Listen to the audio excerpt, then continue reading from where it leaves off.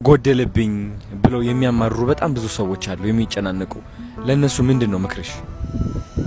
በመድኃኒዓለም ምንም አይጎልም። ከታመነ ከጸናን ሙሉ ነን።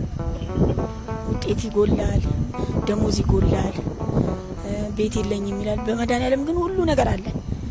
ጠንክረን ከተገኘን የማይደረግልን ነገር የለም። ልጆቹን ደግሞ አይጥልም፣ አይረሳም። ምክንያቱም የፈጠረን እሱ ነው። እናት ትሰለቻለች፣ አባት ይሰለቻል፣ እመቤቴ ማርያም አሰለች፣ መድኃኒዓለም አይሰለች። ጽናታችንን ሲጠብቅ ነው እንጂ ሰልችቶን ጠልቶን አይደለም። ምንም አይነት መከራ ቢመጣብን መቀበል። ከሰው ቢሆን ኖሮ እኮ እንካሰሳለን።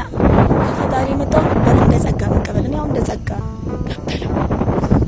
ይሄንን በጸጋ ነው የምትቀበለው? አዎ እድለኛ ነኝ ስለተመረጥኩ ነው። ምክንያቱም መጻጉዕም 38 ዓመት ያልጋ ቁራኛ ነበር። አንስቶ ወደ ጸበል የሚወስደው ተነስና አልጋን ይዘህ ተነስ ሲባል ነው የተነሳው። ኢዮብም ተፈትኖ